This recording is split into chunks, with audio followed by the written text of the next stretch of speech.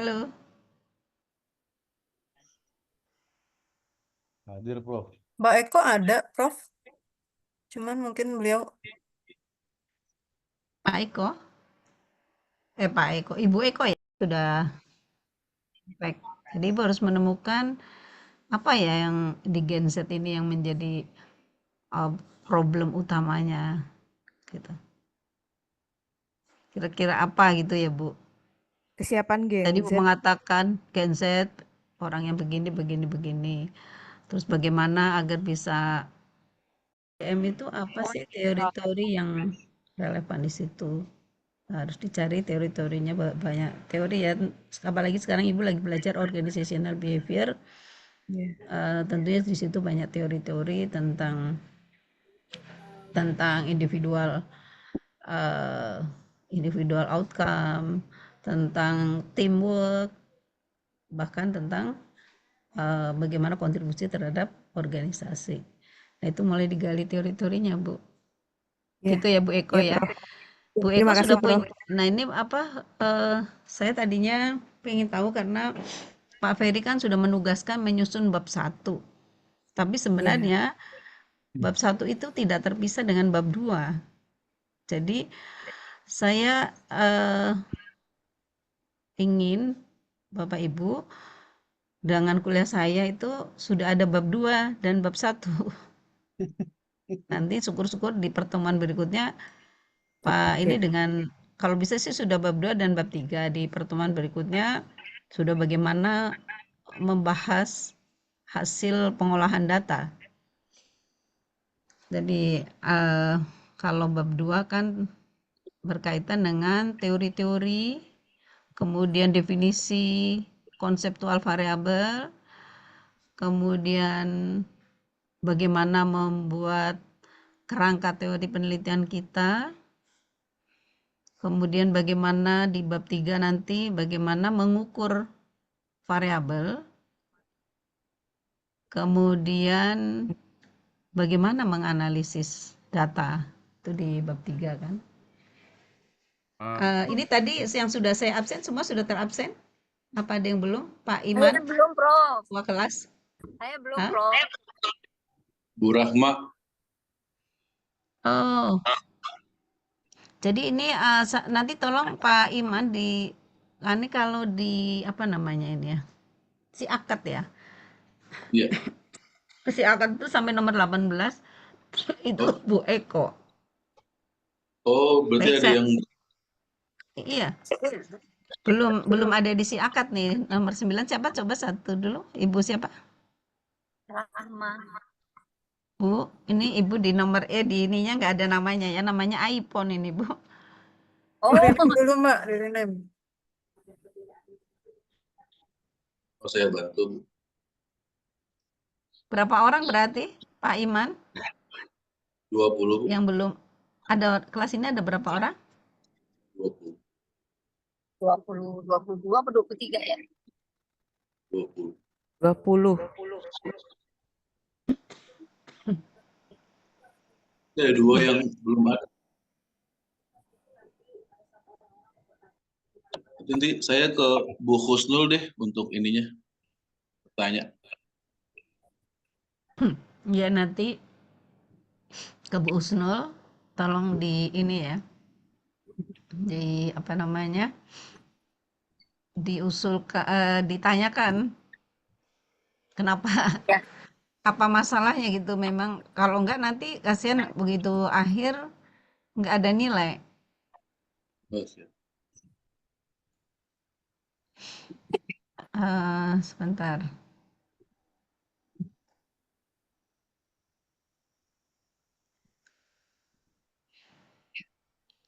Nomor 19 atau ini aja Bu siapa tadi? Maaf.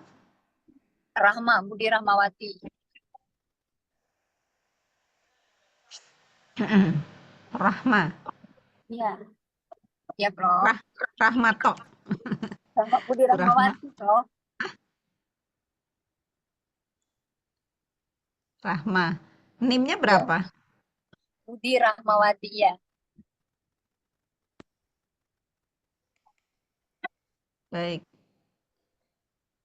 Bu Rahma akan meneliti apa? Meneliti strategi untuk meningkatkan kesejahteraan TKW dengan berbasis kompetensi, Prof. Oh, oke. Kemarin minggu lalu datang nggak Bu Rahma? Iya, datang hadir. Oh iya ya, oke. Iya, Iya ya, Bu Rahma malah hadir. Iya, iya. TKW Kita ya. ketemu di Prof. Iya, iya Bu Rahma Iya, ya, makasih. iya. Oke, di Nama strategik ya untuk TKW di mana Bu Rahma? Kalau TKW-nya sih yang maunya yang ada di Hong Kong di daerah Kowloon situ. Nah, jadi nanti Bu Rahma ini mungkin Bu Rahma dengan kualitatif ya pendekatannya ya. Ya, Ya nanti kalau apakah mixed method apa menurut saya kualitatif dulu kali ya. iya, iya, Prof. Wawancara-wawancara. Ya, Kenapa memilih Hong Kong itu juga harus dijelaskan. Kenapa nggak iya. milih? Dulu pernah Baik, ada baik, ya yang baik. meneliti TKW di Jepang, Bu Rahma. Apa ya ada istilahnya? Jadi di Jepang itu ada hmm, Oh iya, meneliti, iya. ya, jadi studi Saya sih kasus, lebih tapi kepada domestic helper-nya ya. hmm, kalau bisa fenomenologi juga bagus, Bu. Artinya Ibu mengikuti perjalanan dari seorang TKW, TKW ya namanya ya. Kita harapan pemerintah kan TKW-TKW tadi Ya, ujungnya bisa mandiri secara ekonomi. Mandiri secara betul, ekonomi, betul, jadi Prof. pulang-pulang itu ya kalau Ya, bisa sudah ada alih teknologi atau alih kepakaran apa gitu ya. Nah, dan berinovasi itu ya ya bisa mandiri. kalau TKW-TKW itu ya. Jadi bisa juga dengan pendekatan fenomenologi, artinya fenomenologi si peneliti mengikuti perjalanan dari TKW dari mulai apa sebelum berangkat di sana, syukur-syukur ada yang diteliti itu yang sudah sampai baliklah ke Indonesia. Syukur-syukur di situ ada ibu Ya, menemukan orang yang berhasil dan orang yang tidak berhasil ya, gitu ya. ya. Berhasil secara mandiri itu coba nanti ditanya-tanya apa eh Baik, mohon arahannya ya, Prof. keberhasilan. Ya nanti coba Ibu baca ada dulu saya nanti carikan. Dia dengan fenomenologi meneliti TKW tapi dia memang mengikuti. Dia kebetulan Baik, apa sih ya, Prof. Hokkaido. Dia memang pelatih di situ. Ya, ya. Jadi dia intens sudah sering bersama mereka. Nah, itu akan membantu karena peneliti kualitatif, peneliti sendiri itu Ya, sebagai instrumennya dan se- tentu harus apa ya, sebagai partisipan ya. Artinya mengikuti eh, kegiatan TKW dari mulai bangun ya. tidur sampai besok bangun lagi tuh sudah tahu kegiatannya apa jadi intens gitu ya. Nah, Bu Rahma juga harus begitu. Ya, Kalau insya bisa Allah. menyamar jadi TKW. Siap, Prof. Ibu pernah baca nggak dulu ada penelitian kualitatif di Ya, ingin meliti budaya di Papua, Ubah Horok ya kalau nggak salah itu. Sampai dia perempuan nih, sampai dia akhirnya menikah dengan kepala suku di Papua itu. Begitu memang peneliti kualitatif itu harus intent di dalamnya supaya bisa menyelami, memaknai gitu ya, makna-makna kan dia post positivism kan. Jadi harus tahu makna-makna yang tersirat akan nanti bisa tersurat. Gitu Bu Rahma. Jadi mulai ya, baik. membaca pendekatan kualitatif. Baik, selanjutnya siapa lagi yang belum dipanggil? Saya Prof. Doni. Oh, Don. Kok bisa belum ada namanya Doni? Kan belum ini Prof, belum terregistrasi di S3-nya Prof, karena masih NIM S2. Oh iya ya, Doni Sihotang. Oke, Doni kan marketing ya, kalau nggak salah. Iya Prof, marketing.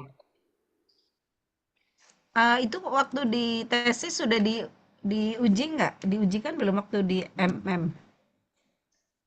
Kita belum sidang Prof, Desember rencananya Prof, tapi udah seminar Desember. proposal ya. Mm-mm. Nah, coba kalau waktu di di S2 ini sudah nyusun bab 1, 2, 3. 4 berarti ya? Iya, udah Prof. Sudah 1, 2, 3, 4. Jadi nanti kan ini rencananya diujikan di MM. Iya Prof, diujikan di MM. Pembimbingnya siapa? Pak Usep dengan? Dr. Agung Handaru Prof.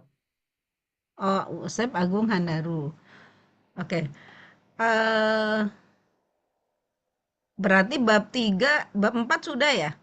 Sudah Prof, sudah tinggal kita sidangnya Prof. Tapi sebelum sidang saya ngikutin konferensi yang dari WNJ juga Prof di November ini tanggal 28. Oke. Kamu kan minggu lalu sebenarnya mau presentasi ya, Doni, tapi Iya karena Prof. waktunya nggak ada, nanti ini kamu presentasi, Ibu sambil melihat Bapak Ibu sekalian nih, nanti kita coba dengarkan presentasi dari Doni, sekalian saya mengevaluasi karena Doni ini peserta PMDSU, termasuk yang beruntung juga nih Doni. PMDSU itu program yang dari fresh graduate sampai ke doktor itu 4 tahun ya? Iya benar Prof, maksimal. Maksimal 4 tahun. Nah, sekarang kamu udah 1 tahun, 3 semester, 1 tahun setengah Prof. 1 tahun setengah. Nah, berarti di S3 nanti kan eh, paling enggak, kamu ini kan ini baru semester 1 ya. Iya Prof, benar. Ini 1,5 ya. Sekarang 1,5 Don. Iya Berarti 4 benar. tahunnya kapan? 4 tahunnya 2027. 4 tahunnya 2027. Ya. Nah, nanti saya nggak tahu skripsi tesis yang di kamu ini nanti harus untuk menjadi disertasi, Ibu harus evaluasi dulu. Apakah apa yang harus ditambah gitu ya. Iya. Jadi Anda Sebenarnya coba, untuk tesis dan disertasi saya berbeda Prof. oh, berbeda. Iya, Oh gitu. kalau yang di tesis saya pakai pemasaran produk intention to reuse. Kalau yang ini rencananya masih proposal ya, Prof. Masih bisa Mm-mm. dipertimbangkan itu pemasaran jasa di marketing tourism. Intention to revisit. Marketing tourism intention tuh Revisit intention, Prof. kenapa tidak yang ini aja? Yang kalau intention kan belum terlaksana. Kenapa nggak yang eh, apa ya? Loyalty ya, Ada yang sudah loyalty, berulang, ada berkunjung gitu. iya ada juga yang loyalty, ada juga yang decision visit decision gitu, Prof. Keputusan dalam Mm-mm. mengunjungi gitu. Tapi memang Jadi sebelumnya, tidak berhenti di intention gitu. Jangan oh berhenti iya, di Prof. intention tapi sudah Langsung ke decision. keputusan, Prof. Mm-mm. Ya, coba nanti saya sarankan lagi sama Prof. Uda. Kamu Sebenarnya kan kamu apa? Teorinya apa? teorinya itu kan sebelumnya kan yang saya baca itu kan banyak yang menggunakan TPB behavioral itu Prof. Plan behavioral plan teori. Nah, sekarang saya coba pakai SOR, stimulus organism respon gitu Prof. Untuk mengakomodir gap dari TPB itu yang tidak memperhatikan sisi emosional gitu. Nanti di variabelnya saya Sebentar. Kalau tourism berperan nggak penggunaan teknologi? berperan Prof. Menurut kamu, dugaan kamu teknologi itu akan mendukung decision atau enggak? Nah, harusnya mendukung sih Prof. Gitu. Ah, Nah, jadi menurut Ibu masukkan teknologi gitu. Oh iya sih Prof. Cuma yang dimaksud dengan teknologi menurut bayangan Prof gimana Prof? Ya, misalnya persepsi dari customer terhadap eh, digital marketingnya gitu. Oke, nah itu Ya kan, ada. Nah, di, itu kamu masukin nggak? Lagi. Karena kamu harus tahu juga cari jurnal-jurnal terkini, Don. Jurnal terkini, kemudian yang membahas wisata kayak di yang orang kan kayak di Korea, kayak di Amerika, di UK gitu kan. benar bro. Nah, apa? Coba riset-riset di sana wisatawan itu berkunjung dorongannya apa yang akan dia mewujudkan intentionnya. Kemudian Iya. peran-peran kayak digital marketing itu sebaiknya keterkinian harus dimasukkan gitu. Digital marketing dengan teori apa yang cocok, misalnya apa UTAUT, kan perjalanan teorinya itu dari apa TAM ke UTAUT gitu kan.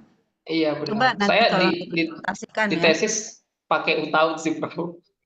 Oh iya ya. Oke, nanti coba dipresentasikan. Oke, Prof, siap, Prof. Jadi Bapak Ibu sekalian semuanya, ini ada 20 orang ya. Sudah ya? Ada lagi? Pak Iman? Ya 20 orang, Prof. 20 orang ya. Oke, kalau Doni kan masalahnya karena memang belum ini, tapi kalau Bu Rahmawati mohon dibantu, ini ada kesalahan di mana sehingga belum ada di si akad. Oh, namanya Mawati. Di depannya ada Budinya. Budi Rahmawati ya. Budi Rahmawati. Iya. Di absen ada, Prof. Di Itu tadi absen ada. Ahmad tadi Prof. Oh, di atas kali ya? Budi Rahmawati. Ini saya kok nggak ada ya? Saya Prof. ulangnya hanya 18 sampai ke Pak Eko, Prasetyawati, Pak Herman, Henry, Syahrudin, Rismayanti, Iman, Wahyu, Vivian, Muhammad, Duha, Aris, Ridho, Risa, Heri, Bisri, Faif, Fadilah. Sudah nggak ada. Budi Tapi di Budi absen ada, Rahman. Prof. Oh, di absen mana nih? Absen online. Oh, ya ini di si akadnya Ibu nggak ada. Ini kan Ibu download dari si akad Ibu ya. Nanti tanyakan aja ke Mbak Kusnul di si akadnya Ibu yang di-download dari si akad hanya sampai nomor 18. Berarti ada yang belum dipanggil ya? 2 orang. Ada lagi? Siapa ya? Tadi Budi, Pak Bu Rahmawati. Satu lagi Bu Doni, Mas Doni ya? Oh ya udah. Doni ya. Tinggal Doni kan karena kalau Doni memang karena PMDSU nggak apa-apa. Selain Bu Rahmawati siapa? Sudah. ya sudah Budi aja. Jadi 20 ya? Ya 20. Oke. Baik, saya ada tugas kelompok kan untuk penilaian itu ada penilaian dari tugas individu dan tugas kelompok. Tugas individu antara lain kan UTS sudah dari Pak Ferry ya. Nanti ada UAS. Nah, kelompoknya saya mau dikirim ya Pak Iman. Ya. Berapa Kelompoknya sesuai ini aja, sesuai konsentrasi. Misalnya sumber daya manusia ini ada berapa nih? Sumber daya manusia. Ini Ada kan berapa ada ya? 18 orang, satu kelompok katakanlah 3 orang. Ini kan SDM yang pertama itu Purwatiningsih. Kemudian siapa lagi nih ya? Pak Faif. Nanti di kelompok, iya kan? Kemudian ada Pak Aris. Kelompok SDM yang kedua nanti tolong dikelompokkan lagi. Ada siapa nih Pak Duha Sarifah? Sudah ada kelompoknya ya Pak Iman? Untuk bidang ada kita bagi 3 kelompok. Jadi kelompok besar jatuhnya. Oh, tapi kelompok berdasar konsentrasi belum ya? Itu berdasarkan konsentrasi. Oh, oke. Jadi Berdasar ada 3. konsen. Ada 3 ya? Iya, iya. Mau Nah, nanti dipecah-pecah. boleh. Jadi ada tiga kelompok, SDM ada 2 kelompok. Keuangan, pemasaran, SDM, strategik 4. Ada 4 kelompok. Ada 4 kelompok ya? Oh, oke. Marketing sama SDM itu gemuk kelompok. Oh, mestinya SDM sendiri karena saya ingin mereka apa ya, membuat tugas terkait dengan SDM, topik SDM. Jadi SDM ini ada, tadi kelompoknya kecampuran ya Pak Iman? Kelompok yang Enggak, sudah dibentuk. itu bidang. Jadi kita ada kelompok yang campuran.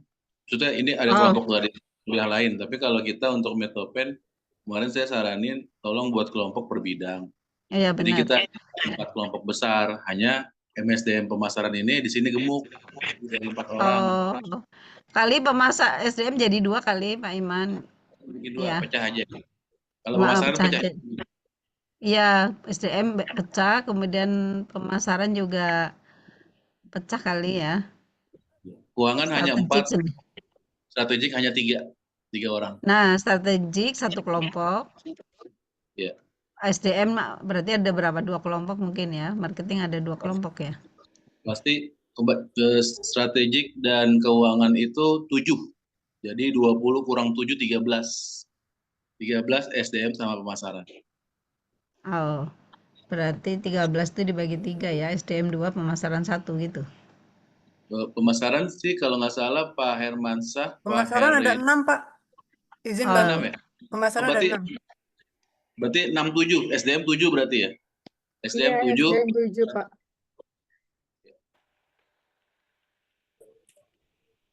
jadi nanti gitu ya, SDM 7 berarti bisa 2 kelompok. Pemasaran 2 kelompok juga, Bro. Pemasaran iya 2 kelompok juga ya.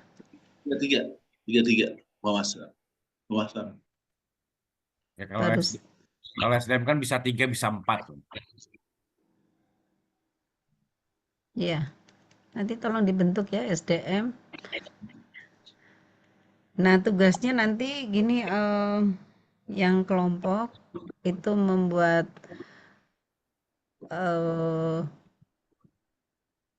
semacam apa ya, isu kontemporer terkait penelitian di bidang SDM. Yang marketing juga sama, isu kontemporer penelitian di bidang marketing, kemudian isu kontemporer penelitian di bidang finance dan di bidang strategik.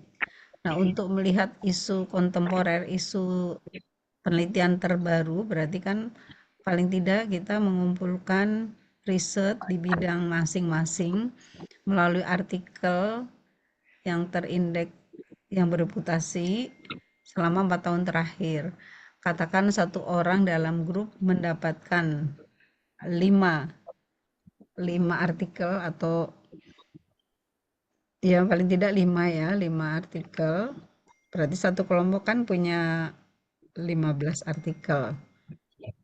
Terus sesudah mempunyai artikel yang relevan, coba buatlah matriksnya, kemudian kita amati dari 15 riset itu mana yang mana variabel-variabel yang sering muncul, kemudian mana yang hasilnya apakah ada gap atau tidak. Gap itu berarti ada yang misalnya berpengaruh positif, tapi ada yang negatif, ada yang signifikan, ada yang tidak signifikan. Jadi itu ya tugasnya. Sekali lagi, masing-masing kelompok mencari isu kontemporer di bidangnya berdasarkan, tolong dicatat ya, atau saya tulis di sini. Sudah saya catat, Prof. Izin bertanya sedikit, Prof. Masing-masing mencatat, Prof. Iya. Oh iya, Siap, sudah mencatat, Prof. ya. Jadi Izin, isu Prof. kontemporer ya, Ya. 5 tahun terakhir, Prof ya? isu kontemporer 5 tahun terakhir di bidangnya masing-masing. Satu orang minimal 5 artikel, berarti kalau 3 orang dalam satu kelompok berarti ada 15 artikel. Buatlah matriksnya. Kalau bisa sih nanti ya udah diamati, kemudian mana yang ada benang merahnya, mana variabel yang sering muncul, risetnya mana yang masih ada riset gap. kumpulkan juga teori-teori yang digunakan di masing-masing artikel. Itu nanti juga dikumpulkan teori itu. Kemudian apa sih definisi konseptual dari variabel yang ada di dalam riset itu? Definisi operasionalnya apa? Kemudian apa dimensinya? Apakah ada elemennya atau dimensi langsung ke butir pertanyaan, atau turun dari variabel dimensi elemen baru butir. Jadi bagaimana mengukurnya ya? Jadi saya ulangi, sesudah membuat matrik, cari definisi konseptual variabel, definisi operasionalnya, kemudian dimensinya, definisi dari dimensi, kemudian elemennya, definisi dari elemen, dan kalau mungkin sudah ada butir-butir pernyataannya, itu akan lebih lengkap.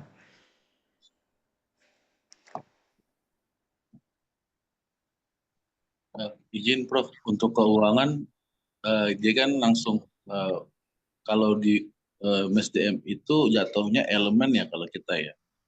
Jadi kalau misalnya kita Kalau keuangan misalnya ya, ini keuangannya adalah keuangan kuantitatif, datanya adalah data sekunder, maka perlu definisi konseptual, perlu definisi operasional. Definisi operasional untuk keuangan yang data sekunder adalah bentuknya formula. Misalnya nilai perusahaan, gitu.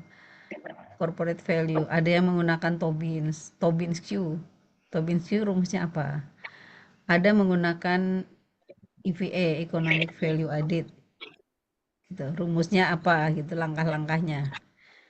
Gitu kan. Jadi nilai perusahaan adalah kekayaan yang dimiliki oleh perusahaan, misalnya ya, dengan proksi harga saham bisa saja. Jadi atau dengan proksi, jadi bagaimana mengukurnya? Gitu. Apakah harga saham tahun ini dikurangi harga saham tahun kemarin dibagi harga saham tahun ini, atau dengan EVA, maka harus ditulis rumusnya EVA itu apa. Gitu ya. Jadi operasional dari variabel di bidang keuangan yang datanya adalah sekunder adalah dengan data rasio. Data rasio, maka jelaskan bagaimana rumus menghitung itu. Misalnya profitabilitas dengan ROA, maka mengukurnya kemarin kayaknya minggu lalu sudah saya jelaskan, return dibagi total aset. Return diperoleh adalah, harus jelas ya, karena nanti si pembaca jadi tahu return di sini dimaksud adalah net operating profit after tax pada misalnya ya, pada akhir tahun yang tercantum di laporan rugi laba, misalnya seperti itu. Nah, kalau keuangan yang datanya primer, maka hampir sama dengan SDM, hampir sama dengan marketing, yang sifatnya adalah perilaku. Jadi ada definisi konseptualnya, gitu ya. Misalnya financial knowledge itu adalah apa? Syukur-syukur dari 5 jurnal, definisi dari misalnya intention to use gitu ya, misalnya, atau intention to, keinginan untuk berkunjung kembali, itu didefinisikan oleh peneliti A apa, peneliti B apa, C apa, D apa, itu akan lebih baik. Karena Bapak Ibu nanti ketika di bab 2 di bab 2 itu harus menyusun definisi definisi dari masing-masing variabel beserta instrumennya ya. Saya kasih contoh, saya nggak punya yang keuangan ya. Bentar.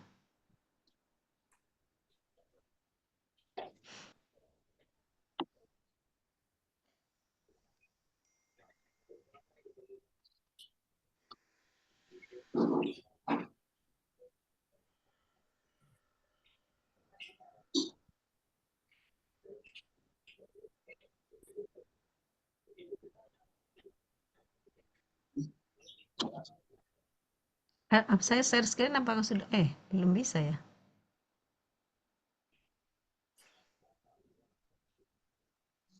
Saya buka dulu ya, Prof. Ya. Iya, bisa nggak?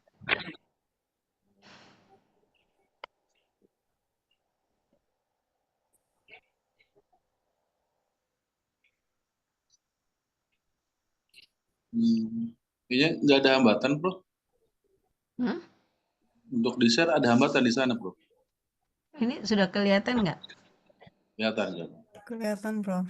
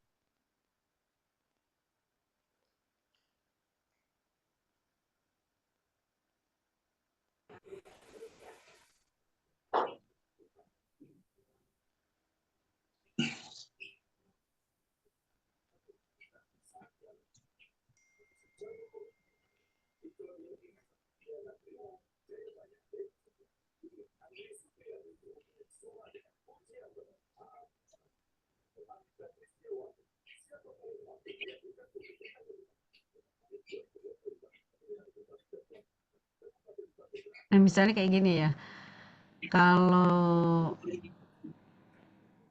ini masih variabel ya. Saya ingin menunjukkan definisi konseptual dan operasional.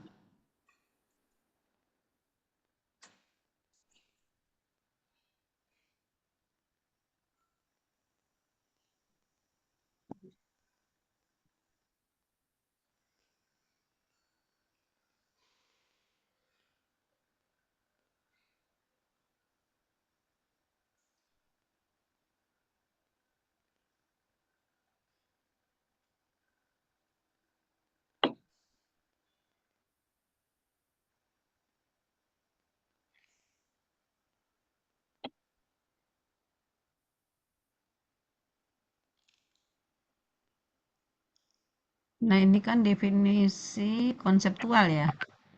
Misalnya ini masih ini SDM nggak apa-apa ya.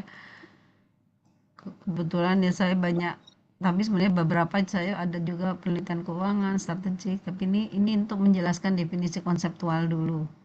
Jadi definisi konseptual misalnya ini innovation mindset adalah pola pikir karyawan dengan munculnya rasa senang dan positif yang dimiliki individu untuk bekerja sama, memiliki pandangan berbeda dan mampu menyatukan keberagaman keyakinan akan pentingnya perubahan. Namun ini sebenarnya sudah disintesiskan dari pendapatnya siapa ini? Kurs Marsky, ini bukan orang Jawa ya, Kasiman tapi bukan orang Jawa nih. Sweeney dan jadi 3 peneliti ini kemudian disintesiskan. Namun nanti di tugas Bapak Ibu jelaskan dulu menurut si ini apa definisi innovasi mindset, kemudian Kasiman apa, Sweeney apa. Nah, baru kalau ini sintesis sebenarnya. Nah, sintesis itu sesudah mengamati persamaan perbedaan dari 3 pendapat ini, maka dibuat parafrase menurut peneliti sendiri definisinya apa. Namun kalau saya perhatikan umumnya walaupun ini parafrase tapi ada condong ke arah mana gitu, tapi kata-katanya tidak persis gitu. Jadi ini tentang definisi konseptual. Ini kalau saya ini dia penelitiannya di bidang ini ya. Ini judulnya.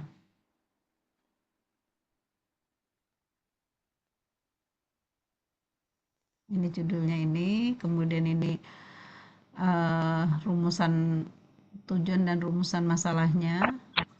Ini maksudnya organization for getting terhadap tadi ya IM mindset tadi ya. Ini di rumusan tujuan dan rumusan masalahnya. Jadi ada 19 pertanyaan kalau nggak salah. Ini state of the art itu harus dimunculkan. Jadi paling tidak pernah memunculkan, jangan state of the art-nya belum pernah diteliti pada perusahaan yang sama, itu state of the art yang paling lemah. Tapi tunjukkan state of the art itu keunikan ya. Jadi misalnya ini penggunaan variable innovation mindset belum pernah diteliti dengan pendekatan kuantitatif.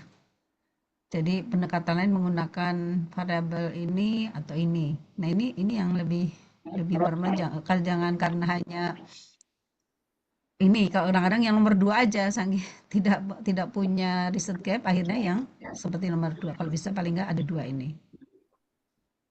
Nah, untuk memunculkan yang nomor 1 ini harus didukung dengan metrik yang biasanya dimunculkan di bab 2, matrik berupa tabel matrik 60 penelitian relevan, di mana 60 itu belum ada model yang sama persis variabel bebas, variabel terikat maupun mediatingnya. Nah, itu baru bisa di state penelitian Anda mempunyai keunikan state of the art dari model. Belum ada satu penelitian pun di antara 60 yang tadi dikemukakan yang sama persis. Mungkin saja ada ya, tapi tidak persis sama. Misalnya ya tadi akhirnya pada PT ini, 2 PT ini.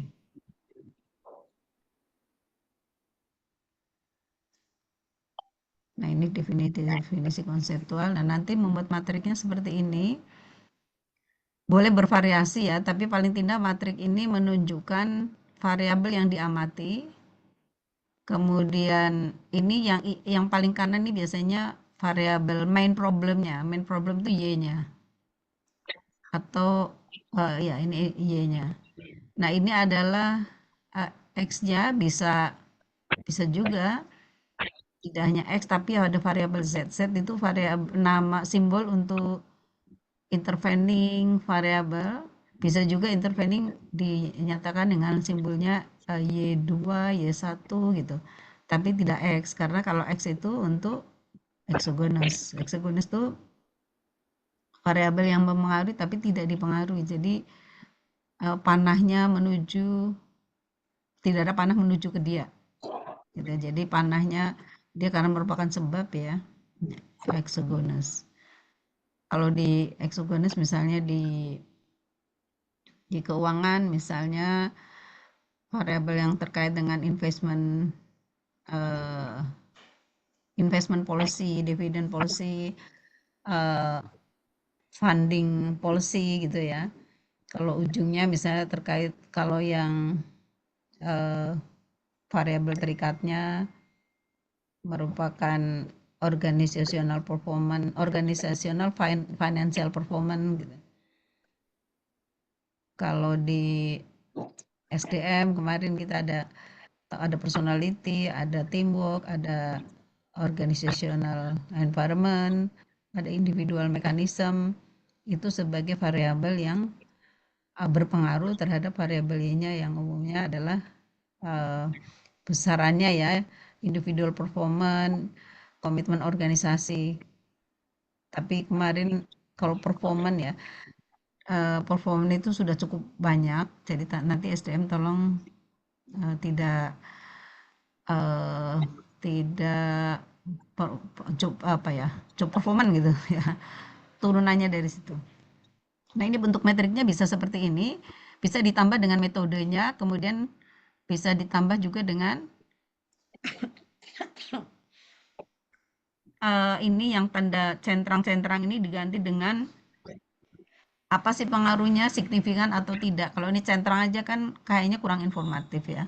Jadi diganti dengan misalnya penelitian pertama ini berpengaruh signifikan positif, maka pakai simbol SIG positif. Misalnya ini negatif signifikan, tanda minus signifikan. Kalau tidak signifikan unsig gitu. Akan lebih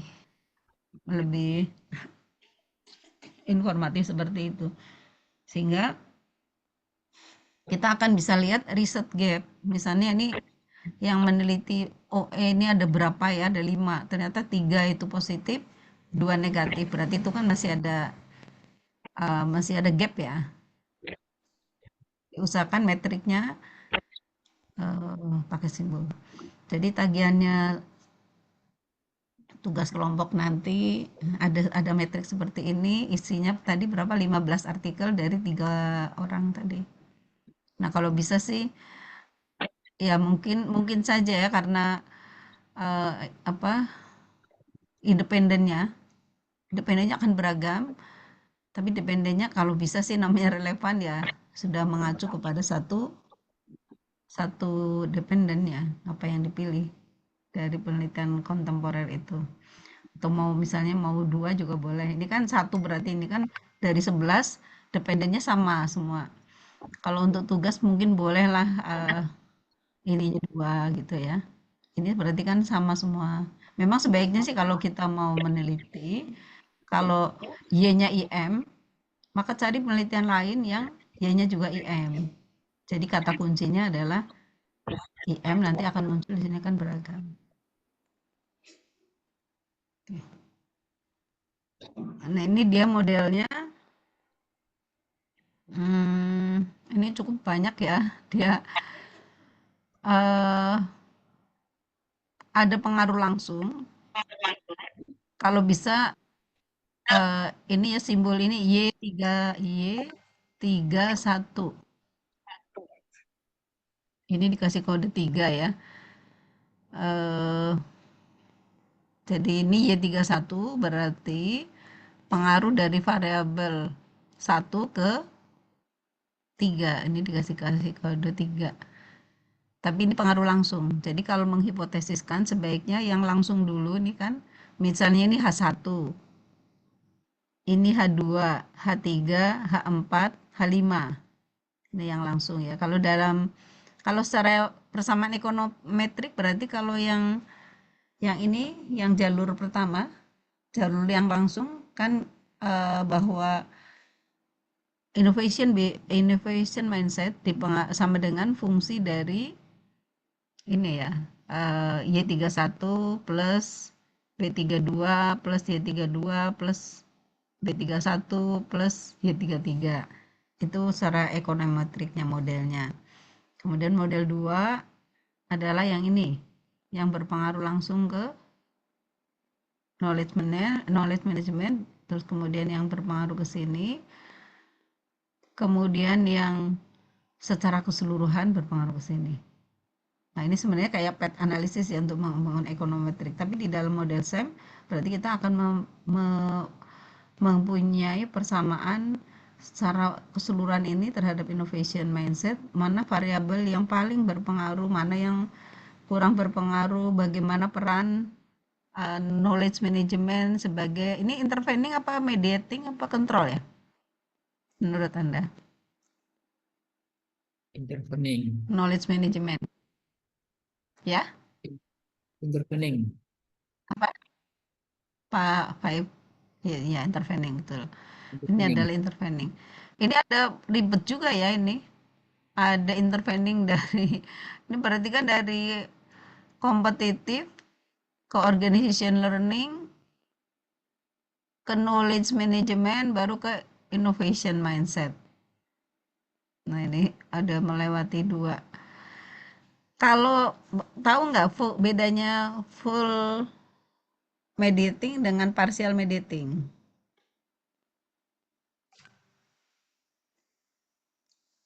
Ini knowledge management. Misalnya ya, organizational forgetting terhadap innovation mindset berpengaruh tidak signifikan. Tetapi ketika melalui knowledge management menjadi signifikan. Itu knowledge management sebagai partial mediating atau full mediating. Ya, saya ulangi ya. Full mediating. Gimana? Jadi Ya, saya ulangi ya. Kalau secara langsung itu tidak signifikan, misalnya organizational forgetting ke innovation mindset tidak signifikan, tetapi kalau melalui knowledge management itu signifikan, maka knowledge management ini sebagai full mediating atau partial. Full mediating, Prof. Full. mediating. Ya, betul ya. Jadi full mediating, udah tahu semua ya. Karena kemarin saya ujian terbuka menanyakan nih full apa mediating, nggak tahu. Kadang-kadang biasanya di sini tahu, tapi pas ujian terbuka mungkin grogi atau bagaimana, nggak tahu. Grogi jadi blank, Prof. Prof. Jadi ya Ngeblank. ngeblank ya. Pas ujian ngeblank. Jadi gitu ya. Ini menurut saya nih ini bagus juga, cuma ini jadi kompleks ya, ada pengaruh-pengaruh. Nah, ini untuk membuat hipotesis. Jadi gambar ini akan muncul pada bab 2 terakhir, halaman terakhir. Kan bab 21 itu teori-teori yang digunakan. Gitu kan. Bab 22-nya adalah definisi variabel. 23-nya penelitian relevan sekaligus direkap dengan metrik penelitian relevan. 24-nya kerangka teoritik. Nah, untuk kerangka teoritik, misalnya nih hipotesis 1 dari organizational forgetting ke innovation mindset, itu dikasih subjudul 1 dulu. Nah, kita kan akan menghipotesiskan nih pengaruhnya kita duga positif atau negatif, signifikan atau tidak signifikan. Maka kita berdasarkan penelitian relevan tadi, Anda harus mengamati hasil riset paling tidak dari 5 riset gitu. 5 riset yang relevan, yang ujungnya juga innovation mindset. Variabel bebasnya adalah organizational forgetting. 5 penelitian itu Anda tulis di situ. Penelitian 1 mengatakan bahwa organizational forgetting adalah bla bla bla gitu ya. Secara logic thinking akan berpengaruh kepada innovation mindset. Pengaruhnya positif atau negatif gitu. Gitu ya. Kira-kira pengaruhnya positif apa negatif? Organizational forgetting. Tadi organizational forgetting definisinya apa? Ini. Pandangan individu atas suatu konsekuensi positif yang terjadi dengan adanya perubahan pada perusahaan yang terjadi akibat hilangnya suatu pengetahuan. Hilangnya suatu pengetahuan. Forgetting berarti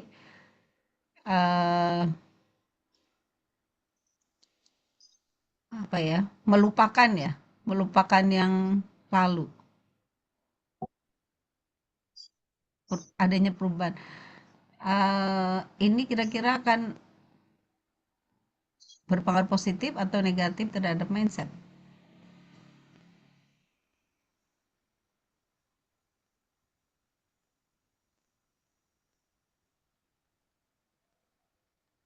Harusnya Kalau mindset berpengaruh apa nih? negatif ya, Pak.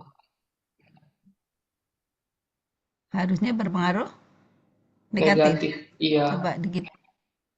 Bisa Di sini signifikan, apa bisa. nih hipotesis?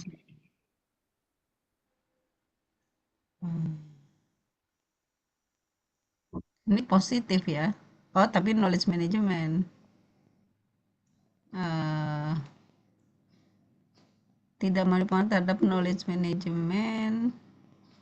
Nah, forgetting itu kan berarti ya berpengaruh positif di sini. Bisa negatif bisa juga gimana kalau negatif terhadap apa tadi ya? Innovation mindset ya. Kan yang namanya logic thinking ya, bisa negatif, bisa tergantung argumennya kan. Gantung perannya. Kalau forgetting ini kayaknya pada urusan yang akibat hilangnya suatu pengetahuan, bukan hilang ya. Jadi apa ya? Orang yang selalu teringat saja dengan pengetahuan itu kan sesuatu yang berdasarkan pengalaman yang kita peroleh masa lalu kan, pengetahuan. Pengetahuan adalah sesuatu yang kita ketahui karena experience. Apa namanya? Kalau terhadap perubahan, innovation mindset tadi ya. Tentunya kan kita orang yang terlalu patuh dengan yang lalu pasti akan sulit berubah ya. Tadi yang negatif gimana logikanya? Semakin tinggi organizational forgetting, berarti semakin lupa ya. Semakin lupa semakin tidak mau mengingat apa yang lalu, tentunya dia akan lebih mau berubah.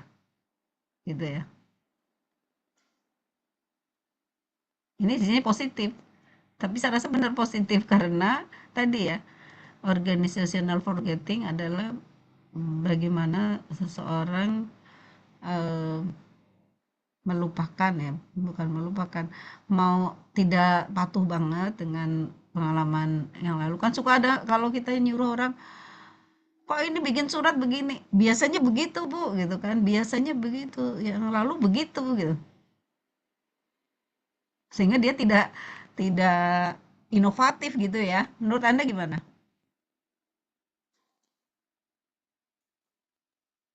Negatif. Yang SDM. Nah, yang negatif gimana coba? Logic thinkingnya nggak apa-apa sih. Kita kan ini logic thinking ya. Mau teori itu menggambarkan sebab akibat, jika maka.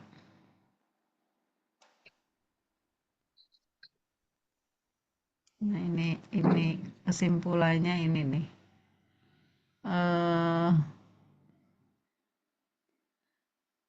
Ini temuannya dia, direct effect. Tapi harusnya ada penjelasannya. Ini kalau tidak ada penjelasannya seperti ini. Jadi ini saya tadi mengulang lagi ya, tujuannya membahas ini adalah Bapak Ibu, ketika gambar ini tidak tiba-tiba muncul di bab 2 awal, dia malah di bab 2 akhir. Sesudah Bapak Ibu mendefinisikan tadi ya bab 4 ya, ketika menggunakan kerangka teoretik, apa pengaruh organizational forgetting terhadap innovation mindset. Jelaskan hasil penelitian A, B, C, D. Kalau semua mengatakan positif, Anda juga berpikir positif, ya tulislah hipotesisnya ditutup dengan hipotesis yang mengatakan positif. Kalau ada positif dan negatif, sebagai peneliti Anda harus menganalisis secara empirik di perusahaan Anda dengan secara teoretik maupun secara penelitian relevan. Anda harus menyimpulkan, menjawab sementara bahwa itu pengaruhnya positif atau negatif. Suatu hipotesis menurut beberapa buku yang tidak memberikan arah itu memang belum berangkat dari teori yang sudah firm. Tapi kalau yang sudah firm biasanya sudah menunjukkan, sudah berani menghipotesiskan ada arah gitu.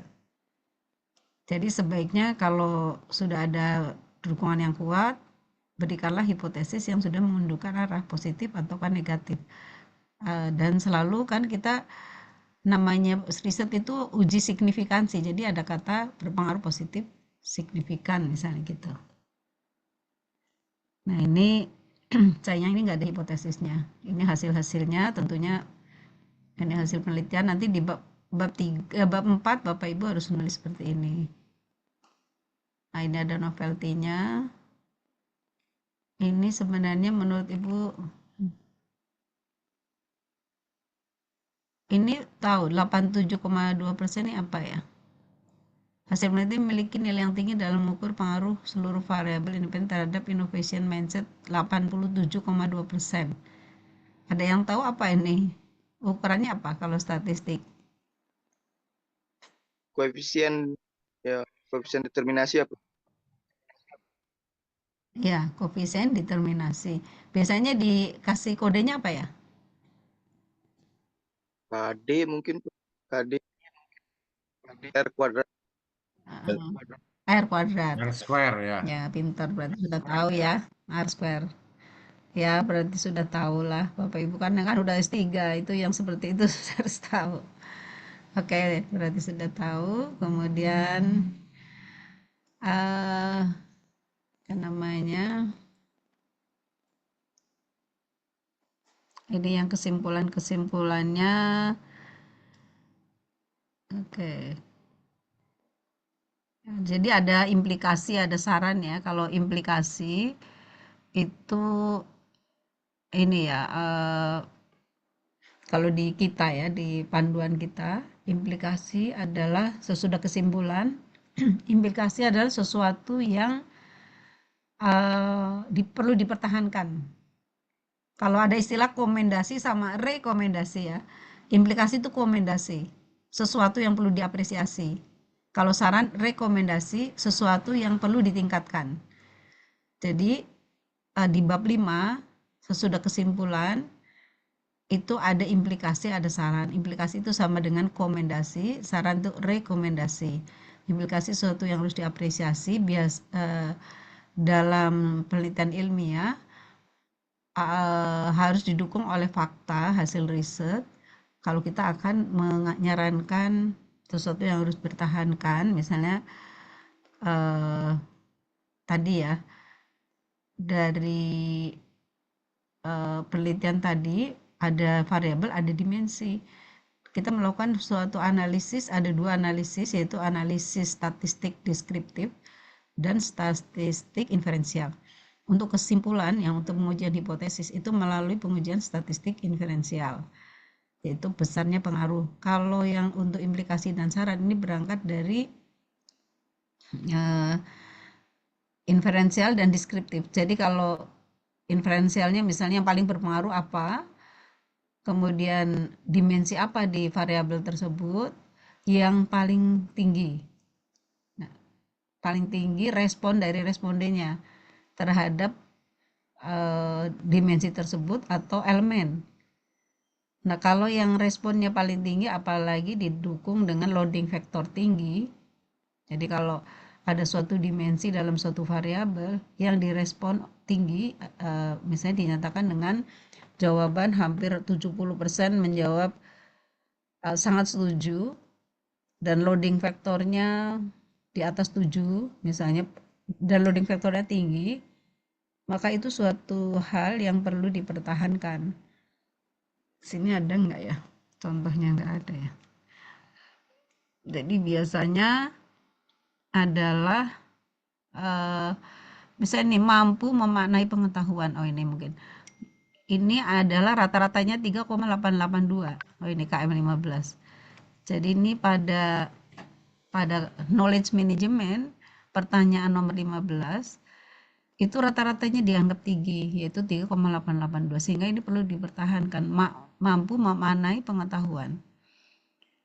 Jadi ini kontribusi dari riset ini, kontribusi empiriknya, agar knowledge management itu tinggi, maka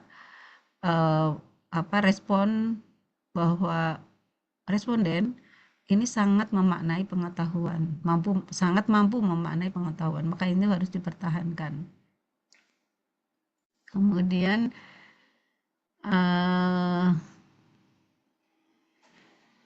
ini juga sama ya, cuma ini saran harusnya itu juga sama diberikan. Ini harusnya saran di rata-rata yang rendah. Kalau implikasi yang rata-rata tinggi, saran di rata-rata rendah, sesuatu yang harus ditingkatkan. Jadi biasanya sih bisa dibantu juga dengan kuadran ya, analisis kuadran. Implikasi adalah pada butir pernyataan yang loading faktornya tinggi dan rata-rata tinggi. Itu biasanya di kuadran 1 ya, di mana rata-rata tinggi, loading factor tinggi. Kalau yang kuadran berikutnya yang rendah itu loading factor tinggi namun rata-rata rendah.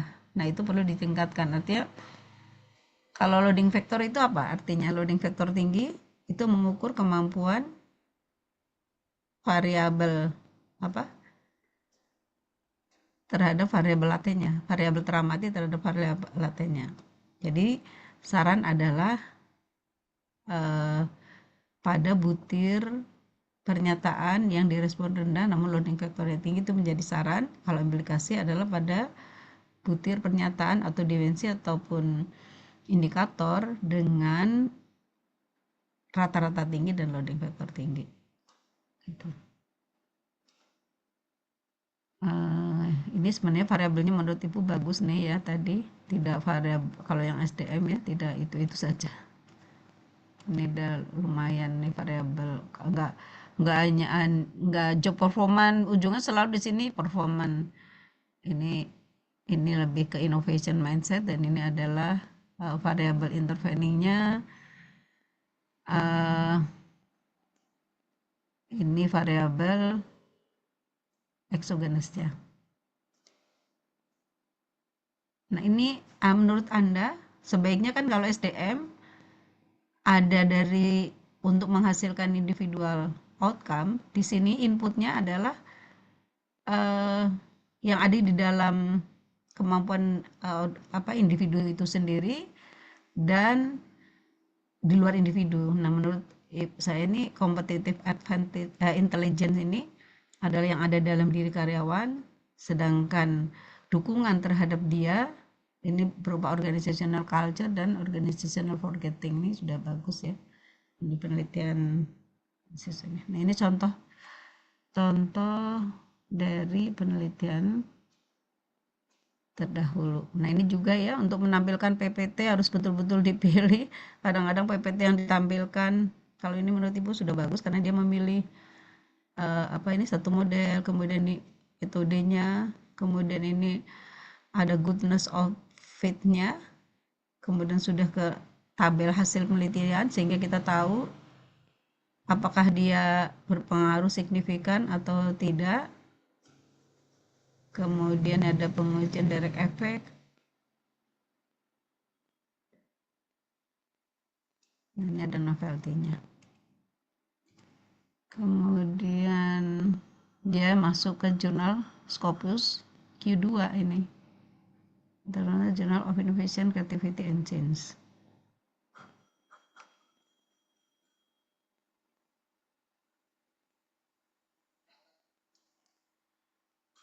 Oke, ini juga beberapa contoh penelitiannya.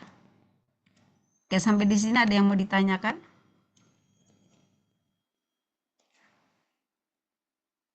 Izin Prof, mau bertanya mengenai knowledge management, artinya sudah ada artikel sebelumnya seminimal 10 tentang variabel knowledge management itu. Terima kasih. Iya. Jadi misalnya mau mendefinisikan knowledge management, maka dia harus harus punya definisi tentang knowledge management itu, gitu Pak. Jadi akhirnya ini sudah sintesis. Bisa mau definisi knowledge management. Kemudian apa sih menurut si A, si B, si C, paling nggak 7 ya kalau menurut di buku, tapi ya orang kadang 3, 4, 5, yang penting jangan 3 lah, ya 4 lah gitu ya. Jangan apalagi 1. Itu sudah menurut si A, si B, si C, kemudian kita amati, kemudian menurut kita apa ya gitu knowledge management gitu.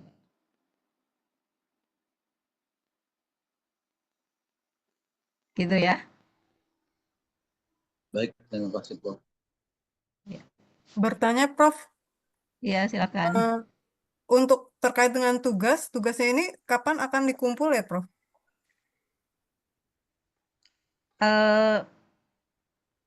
Minggu depan bisa?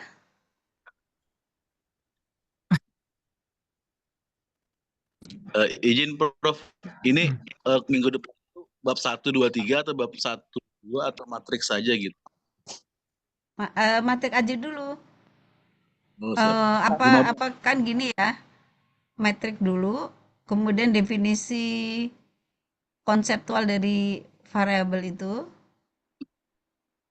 kemudian eh, Operasional, dimensi, kerangka, dan jadi elemen, Bu, Prof. dimensi ya, definisi konseptual, Operasional. dimensi, gitu ya. Kalau perlu ada indikator-indikator. Kemudian eh, kerangka berpikir.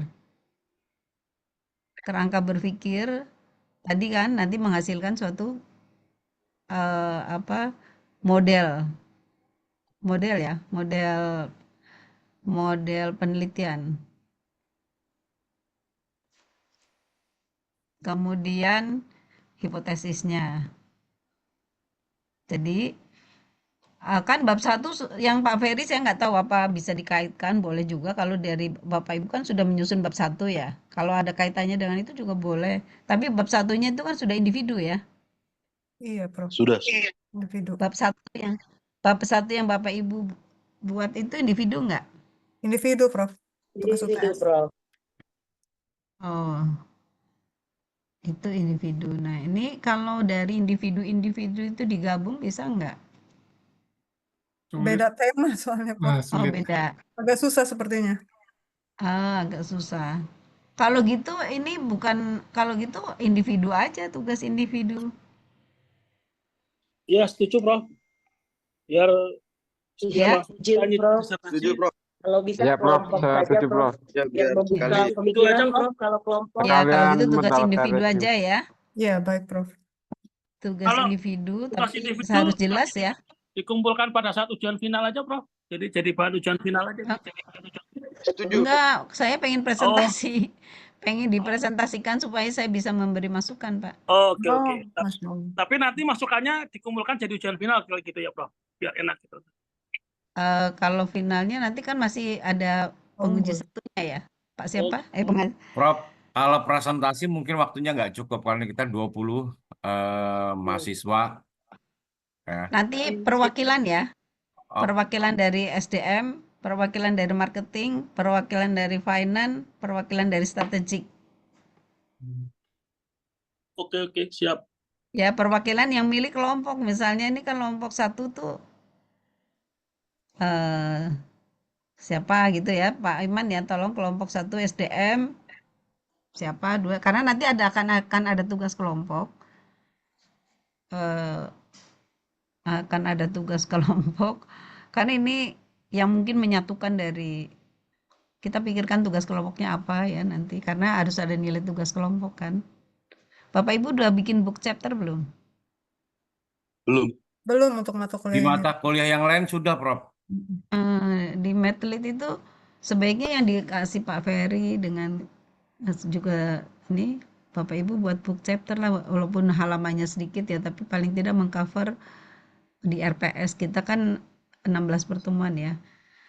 Misalnya mencakup bagaimana membuat rumusan masalah, gitu kan, bagaimana membuat pertanyaan penelitian, bagaimana membuat tujuan, bagaimana membuat state of the art, bagaimana membuat teori relevan. Teori-teori yang relevan memang ada yang mazhab, beberapa kali saya menguji di UPI, di Unpad gitu ya, ada yang mengelompokkan menjadi grand, middle, dan applied theory. Tapi kalau paling tidak, kalau tidak bisa dikelompokkan seperti itu, paling tidak teori yang akan digunakan ketika kita akan membangun hipotesis. Memang di UNJ tidak mutlak harus ada grand, middle, dan applied theory. Ada dibebaskan, tapi ada reasoning, ada argumen ketika membuat model penelitian. Misalnya tadi di keuangan misalnya, ketika meneliti ingin melihat pengaruh dari keputusan hutang terhadap nilai perusahaan, maka ada teori yang digunakan kan, capital structure theory misalnya. Itu capital structure theory menyatakan gitu kan. Kemudian kalau di SDM begitu juga. Jadi teori-teori relevan kayak marketing tadi si Doni menggunakan teori ketika mau membangun model intention ke use behavior, maka menggunakan TAM atau UTAUT gitu. Jadi teori yang relevan itu misalnya ya, jadi pembahasan book chapternya gitu. Membangun kerangka teoritik, merumuskan hipotesis, kemudian apa namanya, bab 3-nya misalnya ya, bagaimana mengambil berapa jenis penelitian, desain penelitian itu apa, kemudian ya urutan di dalam riset aja. Habis itu misalnya bagaimana menentukan population and sample, kemudian bagaimana mengukur apa variabel, bagaimana membuat instrumen, bagaimana menguji bagaimana analis deskriptif, menguji hipotesis, gitu. Jadi langkah-langkah dalam penelitian. Penelitian bisa ada kuantitatif, kualitatif, bisa ada mixed method. Dulu gitu kayak sudah RPS-nya ya. Oke. Izin Prof, jadi kita dibagi lagi kelompok lalu dibuat berdasarkan RPS untuk buat book chapter. Book chapter, iya. Iya. Itu di deadline-nya UAS. Iya, kalau book chapter deadline-nya UAS aja. Tapi kalau yang tugas individu, Ibu minta perwakilan ya. Minggu depan perwakilan dari kelompok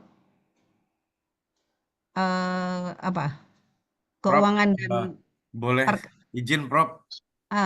Seperti kalau tugas kelompok ini itu kan membuka peluang kita untuk berdiskusi sesama anggota gitu, sesama ini agar kan masalah metodologi ini kan sesuatu yang kadang-kadang kalau kita sendiri itu penyimpangannya terlalu jauh ya. Gitu. Cuman kalau kita kelompok kita ada diskusi, ada apa segala macam, nanti tinggal Prof poles-poles sedikit gitu kan.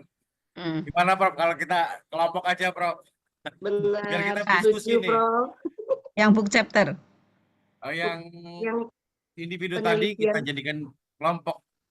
Seperti awal Prof, biar terbuka pemikirannya Prof, punten. Biar kita ada diskusi Prof di antara sesama SDM gitu kan. Kita kan dari berbagai. Kan harus ada tugas individu dan ada tugas kelompok. Terus tugas kelompoknya apa? Book chapter. Book chapter aja nggak apa-apa. Book chapter. Oh, iya. Monggo lah, pokoknya nanti diskusi dengan Pak Ketua kelas tuh gimana ininya, sampaikan ke saya ya. Baik, terima kasih Prof. Terima kasih Prof, Masya Allah. Ya, baik. Ini ada kuliah lagi nggak? Jam berapa? Jam 1, Prof. Oh, jam 1. Jadi bisa makan dulu ya. Masak dulu Prof. Oh, mau masak dulu. Oke, tadi ada apa ini ya?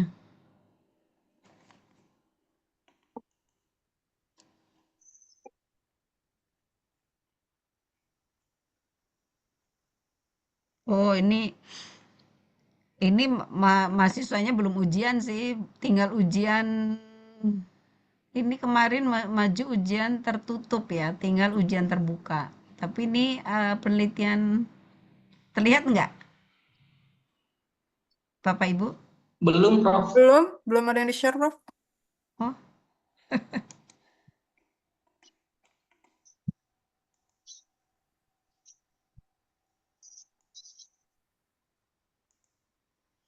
Nah ini sebenarnya terlihat ya. Sudah Prof. Ini penelitian strategik, dia meneliti peran dynamic capability dan organizational ambidexterity dalam memediasi pengaruh intellectual capital dan environment uncertainty terhadap competitive advantage rumah sakit. Nah karena kemudian ini abstraknya, jadi sebenarnya di sini kalau bisa tujuan penelitian ini karena KKNI level 9 sebaiknya sudah katakanlah menganalisis. Kan ada 3 kata kunci sebenarnya ya. Kalau S1 mungkin hanya mengetahui pengaruh bla bla bla. S2 mengkaji bla bla bla. Kalau S3 ya menganalisis, mengevaluasi dan menciptakan model atau menemukan model. Nah, modelnya di sini kan model competitive advantage. Keunggulan kompetitif dengan menganalisis variabelnya gitu. Nah, ini kan mengkaji bla bla bla. Jadi saya kemarin sudah memberi masukan. Jadi tujuannya ini adalah menemukan model peningkatan keunggulan kompetitif dengan menganalisis variabelnya ini ya. Variabelnya kan ada tadi ini ya. Dynamic capability, organizational ability, adaptasi dan ini. Nah, jadi ini kalau abstrak paragraf pertama tujuan. Paragraf berikutnya sebenarnya ini ada 3 poin penting. Yang kedua adalah metodenya. Jadi dia meneliti di rumah sakit kelas C di Provinsi DKI Jakarta, Banten, Jawa Barat. Kemudian metodenya dia menyebarkan kuesioner kepada pemimpinnya karena ini strategik, maka pemimpin unitnya, pemimpin kepala unit lah ibaratnya. Yang dan pengambil keputusan. Jadi bedanya dengan SDM, kalau SDM itu karyawannya kan yang diamati, yang di sini diamati sebenarnya unit bisnisnya. Tapi unit bisnis kan nggak bisa bicara, yang bisa bicara adalah pemimpinnya. Jadi kalau ini yang suka berseberangan antara SDM dan strategik. Nah di sini si pemimpinnya, ya jadi mengambil keputusan di rumah sakit. Ini yang masih debat nih terkait purposive sampling.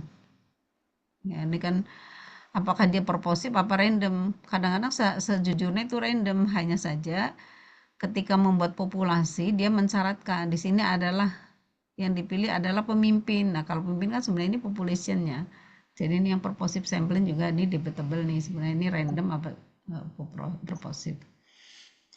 Kemudian ini masih metode analisis data dia menggunakan SAM dengan softwarenya ini. Kemudian ini hasilnya. Jadi Bapak Ibu walaupun baru proposal juga perlu membuat abstrak. Abstrak itu pertama tadi ya tujuan, yang kedua metode, yang ketiga hasil.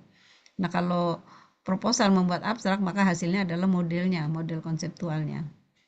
Jadi kalau ini karena sudah mengolah maka hasilnya menunjukkan bahwa dynamic capability OA berperan sebagai mediator pengaruh intellectual capital, environment uncertainty terhadap competitive advantage. Tapi ini harusnya mediator ini penuh apa parsial nih harus dijelaskan seharusnya. Itu nanti mungkin akan saya tanyakan. Ini apa perannya? Parsial apa full? Kemudian ini ada implikasi dan rekomendasi bagi rumah sakit. Jadi dia juga ada memberikan itu. Nah, kemudian kalau kita lihat ini biasa, kalau ini nanti ada abstrak bahasa Indonesia, ada bahasa Inggris karena mau terbuka jadi sudah lengkap. Sudah ini ada ringkasan. Ringkasan itu berupa hampir kayak seperti jurnal, ada pendahuluan, ada kajian literatur, teori-teori yang digunakan gitu ya. Ini kajian literaturnya, termasuk di sini definisi masing-masing variabel. Ini tentang intellectual capital didefinisikan. Kemudian ada environmental uncertainty. Ini ada definisinya. Kemudian dynamic capability. Ini ringkasannya, semua variabelnya dijelaskan. Nah, ini sebenarnya salah, bukan metodologi tapi metode, ini salah juga nih.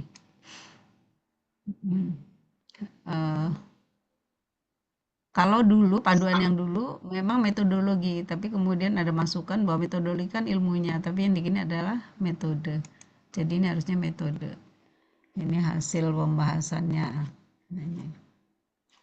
Ini kan masing-masing hipotesisnya. Ini ringkasannya. Kemudian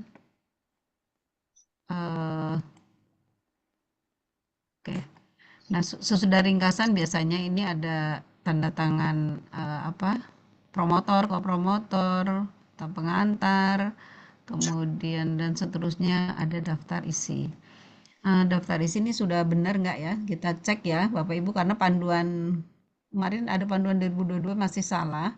Saya akan cari yang panduan terbaru, tapi coba kita cek daftar isi ini untuk bab 1, latar belakang, pembatasan penelitian, rumusan masalah, tujuan, kegunaan, state of the art ini sudah benar. Gitu ya. Bab 1 ada 6. Bab 2 diawali dengan kajian pustaka. Ini dia masing-masing variabel. Tapi seharusnya sih di sini ada kajian pustaka adalah teori relevan dulu, baru definisi variabel. Ini nggak ada ya teori relevannya, tapi sebenarnya ada. Nah, ini penelitian yang relevan.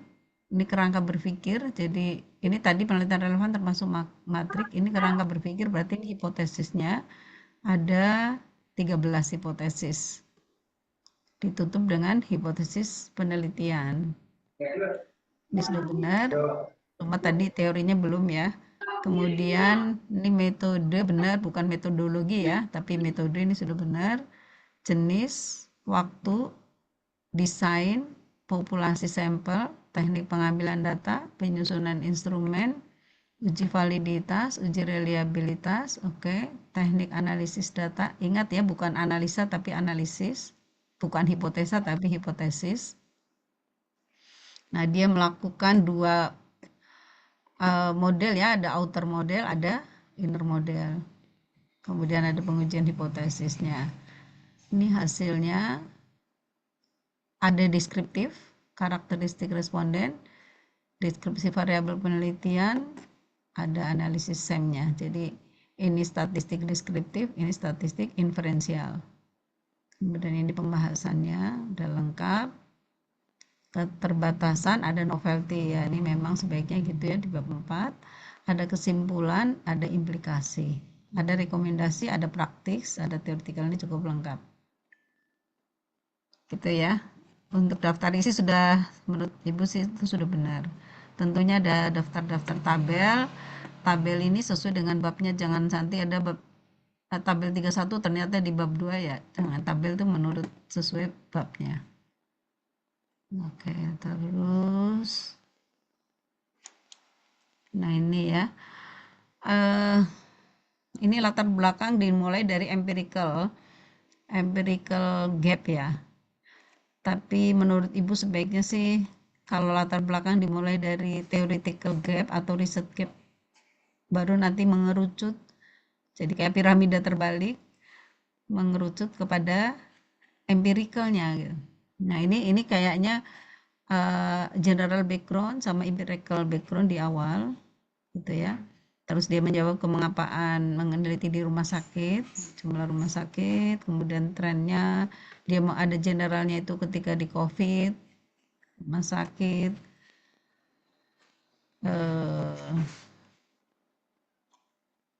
ini teori-teorinya di bawah, boleh juga teorinya di atas, baru tadi empiriknya di bawah.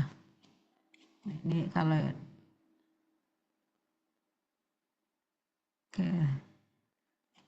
Ini nah baru ada pembatasan penelitian, rumusan masalah. Nah, ini yang menurut Ibu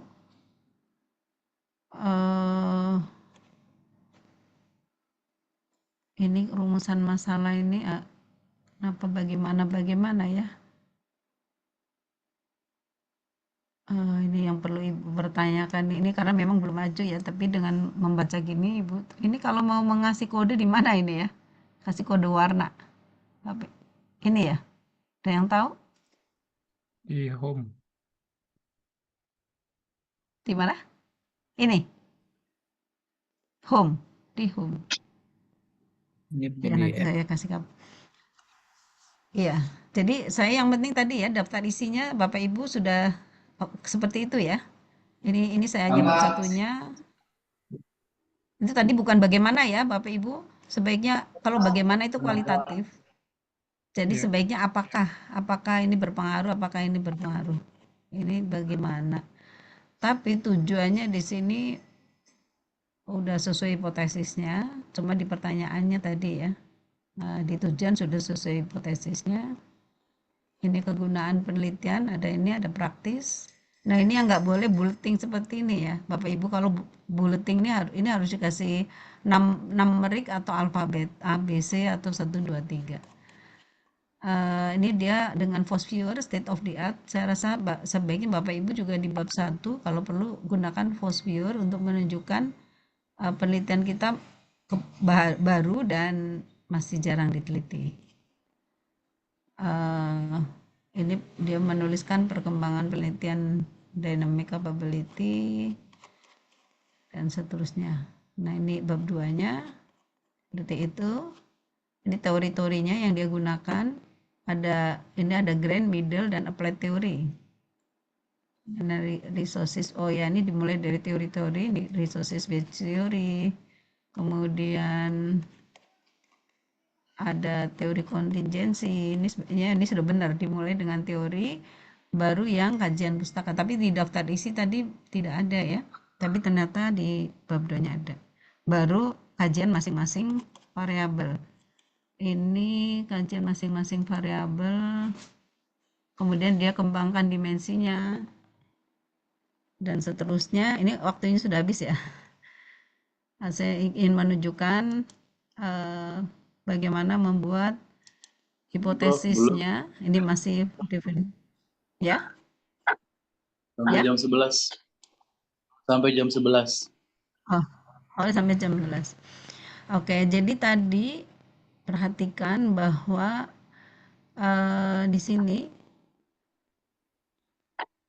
nggak kelihatan ini ya.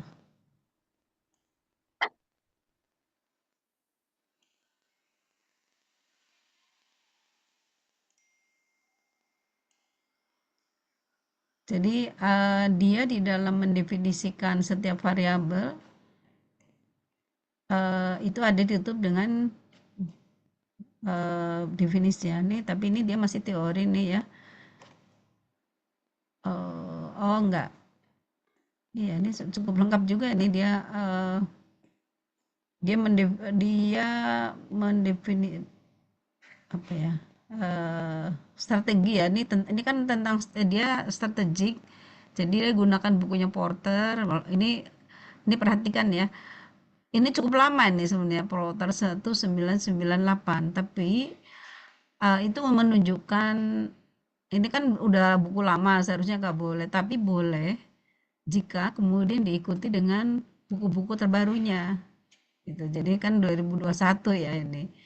Jadi buku lama boleh, tapi untuk menunjukkan perjalanan dari teori itu. Kalau Porter ya memang udah lama ya, tapi kamu bisa cek juga apakah ada Porter yang baru. Nah, ini dia tentang strategi ya, general apa sih, strategi secara umum kan ada post leadership, ada differentiation, ada fokus strategi gitu. Kemudian sesudah penelitian, sudah teori-teori relevan, sesudah definisi-definisi variabel, baru ke ini penelitian relevan. Nah, ini penelitian metriknya adalah di sini nama penelitinya dan tahun peneliti, ini variabel yang diteliti, ini hasil. Nah, ini menurut Ibu kurang,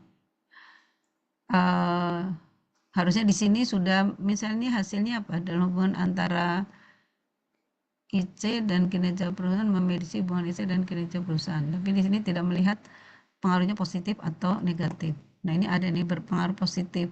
Nah, sebenarnya kalau sudah ada penjelasan positif, ini kasih tanda aja. Maksudnya positif gitu ya. Sehingga kita nanti ketika membuat kerangka teoretik udah lebih mudah. Ini juga ada nih positif. Jadi boleh model begini, tapi jangan nulisnya ini ya, model yang apa sih? Kadang-kadang nggak cukup. Ini potret ya. Yang memanjang itu apa? Sebaiknya dalam satu disertasi jangan ada yang potret, ada yang apa, satu lagi apa ya? Envelope. Landscape. Landscape, Prof. Landscape ya. Sebaiknya gini, seragam. Jadi tabelnya diusahakan seefektif mungkin dengan yang seperti ini. Ini dia berapa? Jadi nampaknya dia sudah kelompokkan. Misalnya ini penelitian nomor 16 sampai dengan nomor 25, dia akan gunakan untuk menghipotesiskan pengaruh IC terhadap CA gitu. Makanya dia kelompokkan. Nah, ini sudah cukup sistematis, ini sudah dia kelompokkan nih. Gitu ya. Syukur-syukur di nomor 61-nya 61. Nah, ini misalnya penelitian Bapak Ibu sendiri, nama Bapak Ibu sendiri di sini, terus ini centrangnya berarti kan penuh ya, semua dicentrang. Gitu. Atau kalau kita sudah hipotesiskan, kita hipotesiskan di sini positif, negatif gitu ya. Dan ini menunjukkan bahwa itu state of the art kita. Yang lain tidak, centrangnya masih ini bolong-bolong ya, bolong-bolong. Tapi penelitian kita semua terisi, berarti model kita belum ada yang menyamakan dan menyamai model kita. Ini ditunjukkan dengan 60 di atas nih semua ini cuma kesamaannya di sini, ini kesamaannya di sini, ini kesamaannya di sini, tapi belum ada yang sama persis 4 variabel. Nah, itu bisa sebagai argumen state of the art di bab 1 bahwa penelitian kita belum ada yang sama. Oke, kemudian baru kita kerangka berpikir itu untuk membangun hipotesis. Jadi kita harus diurutkan sesuai dengan hipotesis kita. Misalnya ini intellectual capital dan dynamic capability. Ini menurut penelitian si A, ini ada Zahra, ada banyak nih ya peneliti. Kemudian disintesiskan, sesudah mengamati ini maka dihipotesiskan intellectual capital memiliki pengaruh positif dan signifikan. Nah, ini sudah bagus nih, artinya sudah ada arah. Ada arah nih. Kadang-kadang juga karena tidak terdukung oleh di sini, mungkin di sini tidak ada, atau secara teori, secara logic thinking belum berani memutuskan atau mendugakan, memberi jawaban sementara apakah dia positif atau tidak. Tapi sebaiknya hipotesis sudah begini ya, intellectual capital memiliki pengaruh atau intelektual berpengaruh positif dan signifikan terhadap dynamic capability. Jadi sudah ada arah. Nanti yang ini hipotesis kedua begitu juga. Definisikan si A si B, tutup dengan hipotesis. Terus sampai ke hipotesis berapa ya, dia cukup banyak juga ini.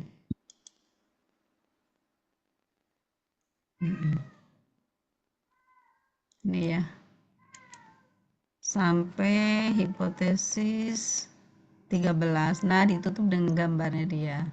Ini gambarnya. Kalau yang titik-titik ini pengaruh tidak langsung. Kalau yang titik-titik itu adalah pengaruh langsung. Jadi ini competitive advantage dipengaruhi oleh intellectual capital dan environmental uncertainty, dengan mediasinya adalah organizational ambidexterity dan dynamic capability. Jadi itu adalah variabel-variabel di dalam strategik.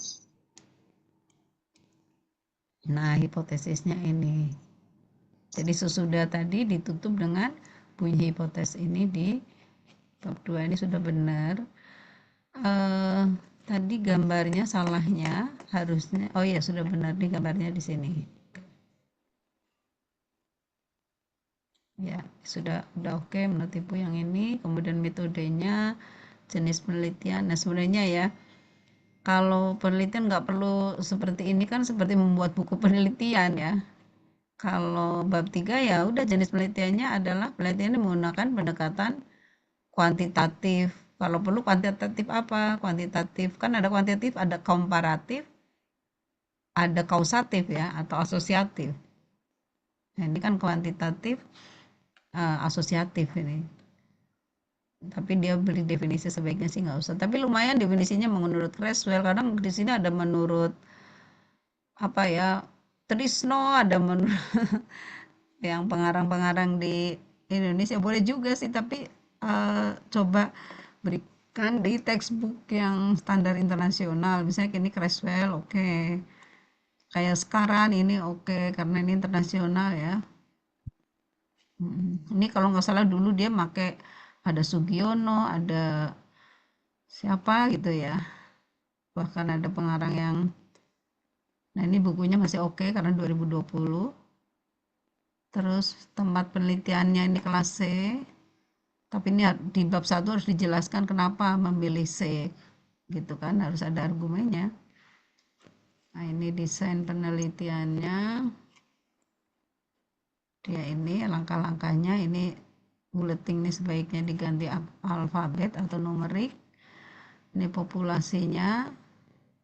Nah, sampelnya nih unit bisnis dalam rumah sakit, unit-unit ya, yang diketahui oleh ada seorang kepalanya gitu. Nah, ini teknik pengambilan datanya. Nah, ini ada penyusunan instrumennya. Jadi harus ada definisi konseptual. Ini ambil persis di bab 2. Di copy aja, pindah ke sini.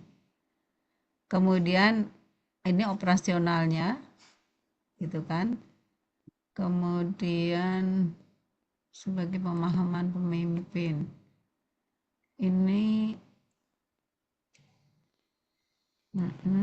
sudah. Nah, ini ada ininya ya, butir-butir pernyataannya. Ini ada dimensi, ada butir. Berarti ini second order ya, menganalisis dia menganalisis outer juga, nanti mengatur inner modelnya. Dia loading factor dari masing-masing ini juga dianalisis. Nah, ini instrumennya. Jadi Bapak Ibu nanti kalau bisa sampai ke membuat instrumen seperti ini, definisinya apa gitu ya. Bapak Ibu bisa ya, definisi konseptual dari variabel itu apa, operasionalnya apa, kemudian membuat ininya.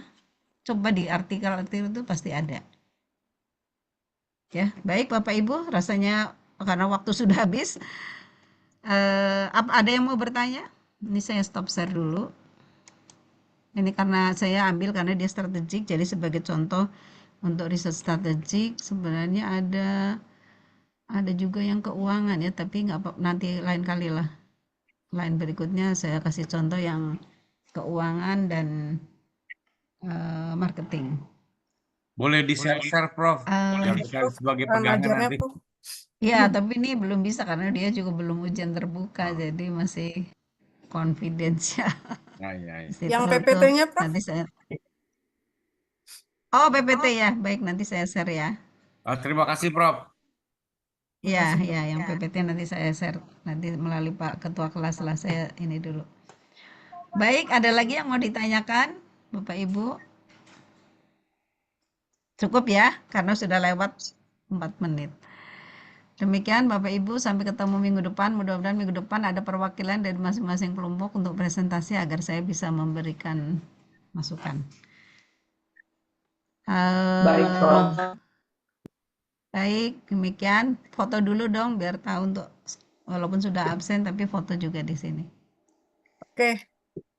Baik teman-teman yang bisa yang bisa on cam, boleh on cam ya. Oke, kali aja ya teman-teman ya. Pak Wahyu mau buka kamera nggak? Baik, saya itunya tadi, bentar. Video saya oke. masih itu ya. Tadi udah dikasih Pak Ketua kelas, mana ya? Oh, belum Ada di chat. ya. Bentar. Video Ada apa di ya, chat. Bu? Bentar ya. Background-nya. Di mana tadi? Sudah Di chat ada di WA, sudah saya WA. Iya, tadi ya. Di Mana kolom ya? chat ada. Kolom chat juga ada. Kolom chat. Tadi sudah saya download, terus saya save, tapi di mana? Kok nggak ada? Oh, ini kali ya. Folder download biasanya. Udah ya? Sudah. Sudah. Baik ya, Bapak Ibu, saya foto dulu ya. 1, 2, 3. Baik, terima kasih. Terima kasih. Prof. Sampai ketemu lagi minggu depan Prof. ya. Sehat Terima kasih, semuanya. Prof. Sehat semua, Prof. Ya, Terima kasih, Prof. Assalamualaikum Salam sehat warahmatullahi semua. wabarakatuh. Waalaikumsalam warahmatullahi Warahmatullahi wabarakatuh. Wabarakatuh. Mana? Top, jangan keluar dulu, jangan keluar dulu. Oh, ini kesepakatan kelompok gimana?